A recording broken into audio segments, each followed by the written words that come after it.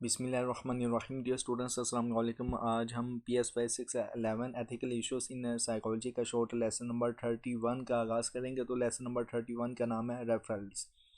In the started introductions के बारे में बात की जाए तो मेकिंग रेफरल्स के नाम से है इंट्रोडक्शन।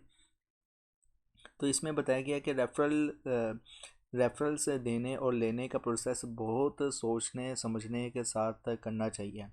इसमें ना क्लाइंट की ज़रूरत और इनके पास अवेलेबल रिसोर्सेज को सबसे पहली तरजीह दी जाती है।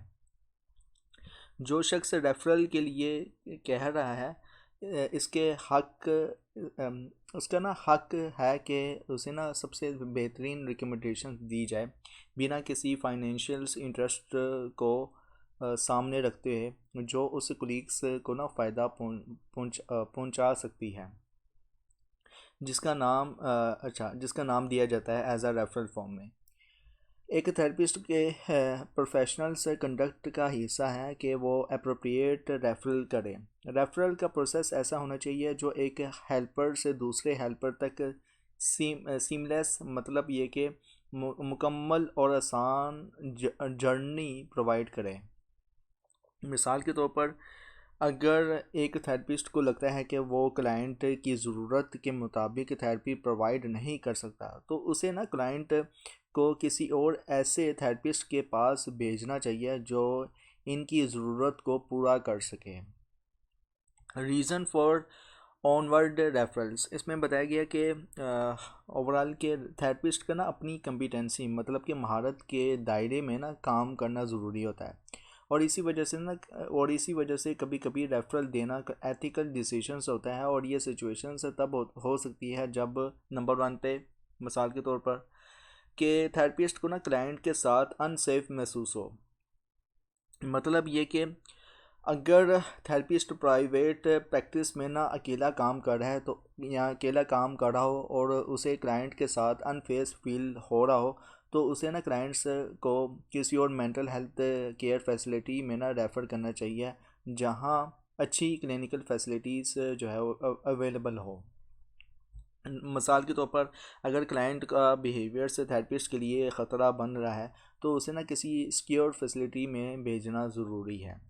नंबर 2 पे है क्लाइंट की ज़रूरत काउंसलिंग के अलावा हो। मतलब ये कि अगर क्लाइंट को हाउसिंग, फाइनेंशियल, लीगल या मेडिकल इश्यूज़ का सामना हो रहा है और वो अभी काउंसलिंग के लिए रेडी नहीं हो तो उसे ना रेलिवेंट स्पेशलिस्ट के पास भेजना चाहिए। नंबर 3 पे है कि क्लाइंट के मेंटल हेल्थ इशू से सीरियस हो। मतलब ये कि अगर क्लाइंट डिल्यूजन्स है या आवाज़ें सुनता है, हेलुसिनेशंस होती है और थेरेपिस्ट साइकोलॉजिकल कॉन्टेक्ट इस्टेब्लिश नहीं कर सकता तो रेफरल देना ज़रूरी होता है। मिसाल के तौर पर अगर क्लाइंट शिज़ोफ्रेनिया का शिकार है तो उसे ना एक साइकियाट्रिस्ट के पास भेजना बेहतरीन ऑप्शन होती है, ना कि साइकोलॉजिस्ट के पास। ओके। और नंबर 4 पे है थेरेपिस्ट की कम्पिटेंसी के दायरे के बाहर का इशू हो। मतलब ये कि अगर क्लाइंट का इशू थेरेपिस्ट की स्पेशलाइजेशंस में नहीं आता जैसे कि सब्सटेंस मिसयूज़ या एडिक्शंस है तो उसे ना स्पेशलिस्ट काउंसलर के पास ना रेफ़र करना चाहिए। नंबर 5 पे है लिमिटेड सेशंस की प्रॉब्लम्स होना। मतलब ये कि अगर एजेंसी सिर्फ लिमिटेड सेशंस ऑफ़र करती है और थेरेपिस्ट को पता हो कि ये क्लाइंट्स के इश्यूज़ को सेफली रिजॉल्व करने के लिए काफ़ी नहीं है तो रेफरल करना ज़रूरी है। नंबर 6 पे है थेरेपिस्ट और क्लाइंट का मोडेलिटी मैच ना करें। मतलब ये कि अगर थेरेपिस्ट को मोडेलिटी क्लाइंट्स के इश्यूज़ के लिए सूटेबल ना हो तो रेफरल देना बेहतरीन होता है। मिसाल के तौर पर अगर क्लाइंट को फियर ऑफ फ्लाइंग के लिए CBT की ज़रूरत है और थेरेपिस्ट पर्सन सेंटर्ड काउंसलिंग करता है तो क्लाइंट को ना एक CBT स्पेशलिस्ट के पास भेजना चाहिए। नंबर 7 पे है थेरेपिस्ट और क्लाइंट के इश्यूज सिमिलर हो। मतलब ये कि अगर क्लाइंट का ना इशू थेरेपिस्ट के अपनी लाइफ के डिफ़िकल्टी से मिलता जुलता हो तो ये पैरेलल प्रोसेस क्रिएट कर सकता है जो थेरेपिस्ट के काम को ना मुश्किल बना देता है। मिसाल के तौर पर अगर क्लाइंट अपने डिवोर्स की फीलिंग्स पे काम करना चाहता है और थेरेपिस्ट भी अपने अपने डिवोर्स का सामना कर रहा है, तो रेफरल बेहतर डिसीजन होगा। ओके, अब आते हैं steps in making a referral, मतलब कि कौन से स्टेप्स हैं जो जिनको फॉलो करना लाजमी होता है रेफरल के दौरान।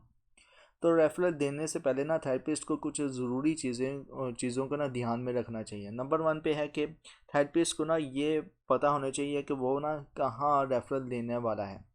मतलब ये कि थेरेपिस्ट को ना ये मालूम होना चाहिए कि इन्हें ना किस मेंटल हेल्थ प्रोफेशनल या फैसिलिटी के पास रेफ़र करना है। नंबर 2 पे है थेरेपिस्ट को नई प्रोवाइडर के लिए या न्यू प्रोवाइडर के लिए ना वेटिंग टाइम पता होना चाहिए। मतलब ये कि ये ज़रूरी है कि थेरेपिस्ट को ना पता हो कि न्यू प्रोवाइडर के पास क्लाइंट को कब तक अपॉइंटमेंट मिल सकती है या मिल जाएगी। नंबर 3 पे जो पॉइंट है, रेफरल पाथवेज और प्रोसेस से वाकिफ़ होना चाहिए। मतलब ये कि थेरेपिस्ट को ना रेफरल देने का प्रोसेस और इसमें जो डॉक्यूमेंटेशंस की ज़रूरत होती है इसका ना पता होना चाहिए। नंबर 4 पे है कि क्लाइंट की पर्सनल इंफॉर्मेशन से ट्रांसफॉर्म करते वक्त एथिकल प्रिंसिपल का ख्याल रखना चाहिए। मतलब ये कि अगर थेरेपिस्ट को क्लाइंट्स की पर्सनल इंफॉर्मेशन ट्रांसफॉर्म करनी है या ट्रांसफ़र करनी है, तो ये इस तरह से करनी चाहिए जो एथिकल प्रिंसिपल के मुताबिक हो। मतलब मिसाल के तौर पर अगर क्लाइंट अपने आप को ये या दूसरों को ख़तरा डाल रहा है, तो थेरेपिस्ट को ना कभी कभी क्लाइंट की कॉन्फिडेंशियलिटी तोड़नी पड़ती है। इस सिचुएशंस में थेरेपिस्ट को ना क्लाइंट का रिटर्न कंसर्न जो है वो लेना चाहिए पहले। उसके बाद है नंबर 5 पे क्लाइंट्स की जो है ना क्लाइंट्स को ना रेफरल प्रोसेस के दौरान सपोर्ट देना ज़रूरी होता है। मतलब ये कि अगर थेरेपिस्ट क्लाइंट को इनके इश्यूज़ के लिए पूरी मदद नहीं दे सकता, इसलिए ना रेफरल की ज़रूरत भी होती है। तो थेरेपिस्ट को ना ये इंश्योर करना चाहिए कि वो क्लाइंट के साथ ना इनके वेट करते वक्त सपोर्ट प्रोवाइड कर सके, और ये इनके लिए ना बहुत वैल्यूबल भी हो सकता है।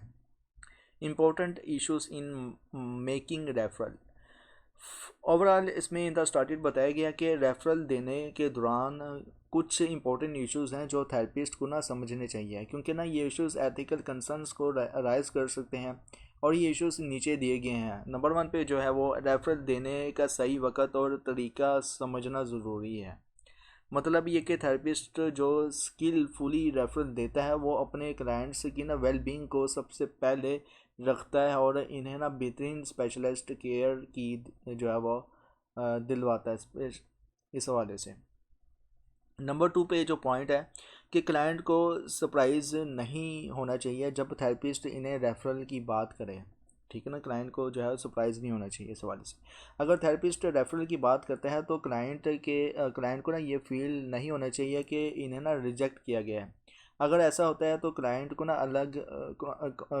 ना लग सकता है कि इनकी प्रॉब्लम्स बहुत कम्प्लेक्स है और इन्हें ना सॉल्व करना मुश्किल है। नंबर 3 पे जो पॉइंट है, रेफरल के लिए प्रेपरेशन से काउंसलिंग की शुरुआत में ना करना चाहिए। मतलब ये कि रेफरल का आइडिया जो है ना क्लाइंट के साथ काउंसलिंग शुरू करते वक्त ही देना चाहिए। आप इन द स्टार्टेड ये कह सकते हैं, जब भी आप थेरेपी स्टार्ट करें तो क्लाइंट से आप कह सकते हैं कि अगर मेरे कंट्रोल में हुआ आपका जो है जितने भी जो प्रॉब्लम्स है साइकोलॉजी एज अ साइकोलॉजिकल जो प्रॉब्लम्स हैं उनको मैं ट्रीट करूँगा, लेकिन अगर वो मेरे अंडर कंट्रोल नहीं हो सकती तो देन मैं रेफरल भी यूज़ कर सकता हूँ, आपको किसी और थेरेपिस्ट या साइक्रेटिस्ट के या साइकोलॉजिस्ट को पास भेज सकता हूँ एज अ रेफरल फॉर्म में। तो थेरेपिस्ट को ना ये बताना चाहिए कि कभी कभी ये प्रोसेस होता है, क्योंकि ना हर थेरेपिस्ट की ना अपनी स्ट्रेंथ और ट्रेनिंग होती है जो डिफरेंट इश्यूज़ के लिए ना हेल्पफुल हो सकती है। इस तरह क्लाइंट को ना ये पता होता है कि रेफरल एक मददगार एक्शन है जो इनकी हेल्प के लिए किया जा रहा है। ओके, और deciding whatever to refer. अच्छा, इसमें ना आपको कुछ समझ में नहीं आएगा, मैं एग्जांपल दे ही देता हूँ लास्ट वाले पॉइंट को लेकर, कि अगर एक क्लाइंट को ना एडिक्शंस का इशू हो रहा है और थेरेपिस्ट को इस फील्ड में ट्रेनिंग नहीं है, ठीक है ना। अगर आप स्टूडेंट्स हैं या फिर थेरेपिस्ट बन गए हैं न्यू तो आप क्लाइंट आप ऐसा देखते हैं कि जिसको ना एडिक्शंस का इश्यूज़ है और आपके पास ट्रेनिंग नहीं है, तो रेफरल देना बेहतर होगा और ये क्लाइंट के लिए ना मददगार होगा और इन्हें ना बेहतरीन ट्रीटमेंट मिलेगा। Okay, deciding whatever to refer, इसमें बताया गया कि रेफरल देने का फ़ैसला करते वक्त ना थेरेपिस्ट को ना हमेशा अपने सुपरवाइज़र से बात करनी चाहिए। सुपरवाइज़र इन्हें ना मदद दे सकता है और ये डिसाइड करने में कि ये रेफरल देना सही है या नहीं। मिसाल के तौर पर अगर थेरेपिस्ट अपनी कम्पिटेंसी पे शक कर रहा है और इन्हें ना लगता है, मतलब कि थेरेपिस्ट को लगता है कि वो क्लाइंट की मदद नहीं कर पाएगा, तो सुपरवाइज़र से बात करने से ना इन्हें ये समझ आएगा कि वो ना क्लाइंट के साथ काम करने के लिए कम्पिटेंट है या नहीं। ओवरऑल ये था लेसन नंबर 31। कैसे लगा कमेंट्स में लाजमी बताएं। अब एग्ज़ाम पॉइंट ऑफ व्यू से मैं इसका ओवरव्यू दूंगा कि क्या क्या पूछा जा सकता है, क्या क्या आ सकता है एग्ज़ाम में।